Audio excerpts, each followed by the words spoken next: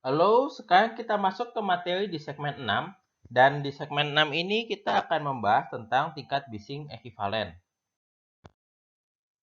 Pada saat kita melakukan pengukuran kebisingan, biasanya kita melakukan pengukuran kebisingan pada periode tertentu. Misalnya kalau kita pada Peraturan Kemen LH, pengukuran dilakukan pada rentang waktu 10 menit dengan pengambilan data setiap 5 detik.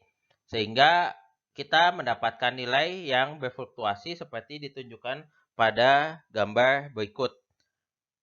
Yang ini nih. Nah, kita perlu sebuah parameter yang bisa menggambarkan kebisingan pada periode tertentu tersebut.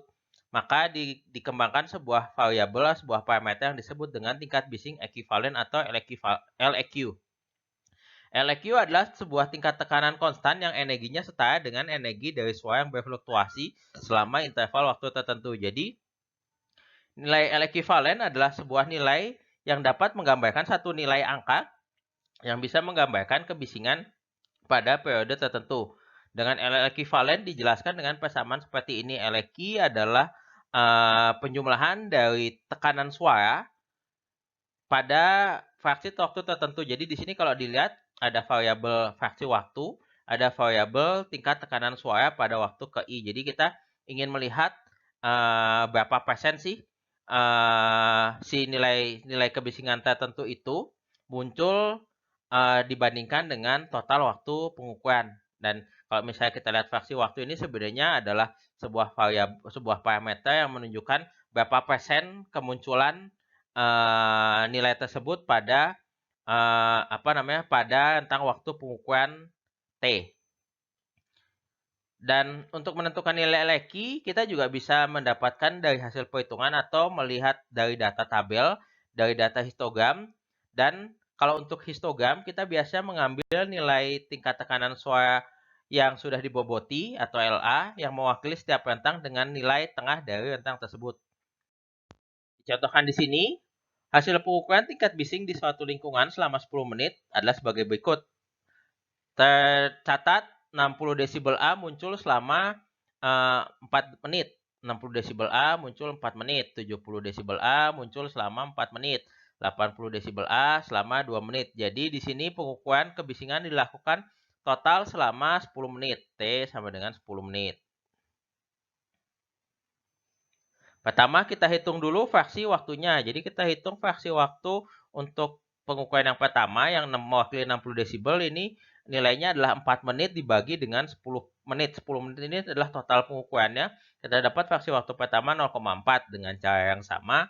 Kita bisa mendapatkan nilai fraksi waktu yang mewakili 70 desibel A dan fraksi waktu yang mewakili 80 desibel A. Kemudian kita lakukan perhitungan dengan persamaan seperti ini. Jadi pada dasarnya kita hitung si nilai kita cari nilai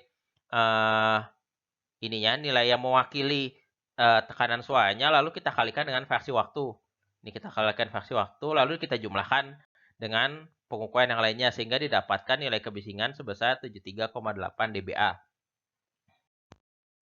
Bisa juga kita melakukan pengukuran kebisingan dari data yang berupa tabel seperti ini. Jadi ini adalah data tingkat hasil pengukuran kebisingan yang berfluktuasi selama 30 menit. Dan pertama kita identifikasi dulu nilai tengah dari tiap rentang. Jadi ini nilai tengahnya 35 dan 40, antara 35 dan 40, nilai tengahnya 37,5. Jadi ini yang pertama kita lakukan, kita tentukan nilai tengahnya dulu. Lalu untuk kemunculan kan sudah kelihatan di sini nilainya berapa menit. Nah, untuk nilai ini kita ubah menjadi nilai frekuensi kemunculan. Nilai frekuensi kemunculan ini bermanfaat karena ini juga menggambarkan variabel fraksi waktu. Jadi kita tahu dari fraksi waktu yang pertama ini adalah 5%. Fraksi waktu kedua adalah 15%, fraksi waktu yang ketiga adalah 30% dan seterusnya. Jadi dari sini kita bisa hitung bahwa nilai kemunculannya ini yang pertama nih 0,05 ini menggambarkan fraksi waktu dan menggambarkan nilai yang 5% ini. Dan yang kedua 0,15 ini juga pada dasarnya adalah dapat dari nilai 4,5 dibagi dengan 50 dan ditunjukkan dengan nilai yang 15 di sini 0,15 dan seterusnya sehingga kita dapatkan nilai kebisingan tingkat tekanan suara ekuivalen sebesar 52,7 desibel A. Itu tadi materi terkait dengan konsep pengukuran tingkat bising ekuivalen. Sampai berjumpa di segmen selanjutnya. Terima kasih.